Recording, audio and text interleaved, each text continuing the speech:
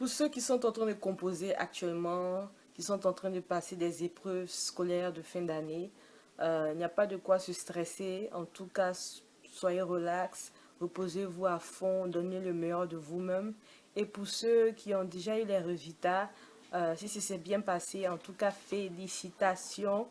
Et si malgré tout, ce ne s'est pas bien passé, il n'y a pas de quoi se stresser. Il faut juste s'asseoir et puis regarder les lacunes, travailler sur les lacunes et vous allez voir la prochaine fois, les résultats seront positifs. Donc, salut à tout le monde, à toute la diaspora africaine, c'est Soumia Mdiakwa. Aujourd'hui, je voulais plus ou moins tourner autour du thème dernier, être un dernier ou être une dernière dans la vie. Est-ce que vous voudriez être dans le groupe de ceux qui sont des derniers dans la vie? À l'école de la vie ou dans la vie de tous les jours, on ne te juge qu'à la fin de ta vie. Quand tu meurs, on essaie de voir si tu as été une mauvaise personne, une bonne personne dans ta famille, dans la nation. Qu'est-ce que tu as apporté d'important, d'intéressant? C'est comme ça on te juge. Donc au milieu de la vie, là où nous sommes en train de vivre, où nous ne savons pas quand nous allons mourir, où nous allons quitter la terre, on ne peut pas se satisfaire pour dire qu'on est arrivé quelque part. Nous apprenons chaque jour à nous perfectionner. Nous apprenons chaque jour à nous améliorer dans nos sentiments, dans notre vie de tous les jours, dans nos rapports avec les autres. Tu peux avoir beaucoup d'argent, des milliards, mais peut-être tu as besoin de plus de pardon dans ta vie. Peut-être tu as besoin de plus de maturité, de sagesse dans un autre domaine. Donc tu ne peux pas dire que tu es arrivé quelque part. Si tu vois que tu te trouves dans une situation où tu te gonfles tellement, et tu crois que tu es arrivé quelque part, ça veut dire que tu commences à avoir la mentalité d'un dernier ou d'une dernière dans la vie. Ça veut dire, quand on n'aura plus de dents, quand on aura tous les cheveux blancs, quand on sera assis là et puis on va voir nos enfants grandir, tout ça, on voudrait avoir le sourire aux lèvres. On ne voudrait pas être dans une situation où on va se poser la question, et si j'avais fait ça? Et si j'avais fait ça? Et si j'avais pardonné? Et si j'avais saisi cette chance? Et si j'avais posé ces actions? Et si j'avais fait ça? Non, on ne veut pas de et si. On veut voir le produit de ce qu'on a déjà fourni comme action, comme effort.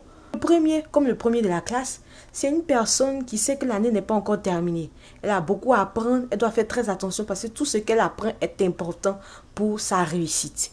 Donc, c'est la même chose dans l'école de la vie.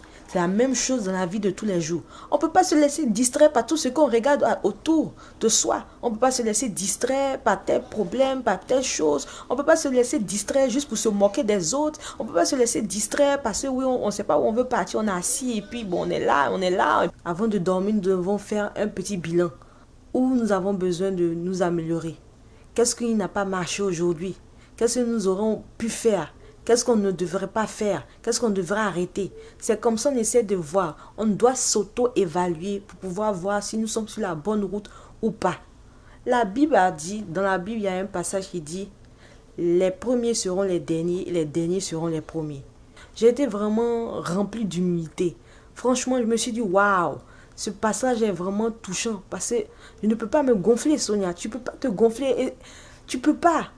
Quand par exemple tu vois que oui, tu as tellement de diplômes, oui, j'ai une maîtrise, j'ai deux maîtrises, je suis en train de faire mon PhD, je n'ai pas besoin qu'un enfant comme celui-là ou comme celle-ci là m'apprenne quelque chose. Ça, c'est le comportement des derniers. Qui t'a dit que c'est quand on a des 1000 maîtrises et puis un PhD que oui, on n'a pas besoin d'apprendre des autres? La connaissance, l'intelligence, ça vient de partout. Il y a des grandes leçons dans la vie là qu'on apprend avec les plus petits. Ça veut dire que ça, c'est le comportement des derniers en intelligence. Il y a ceux qui sont là par exemple et qui disent que non, moi je n'ai rien à faire avec cette personne. Ça, c'est le comportement des derniers en amour. Ça veut dire l'amour. Et non, aussi le comportement des derniers en pardon.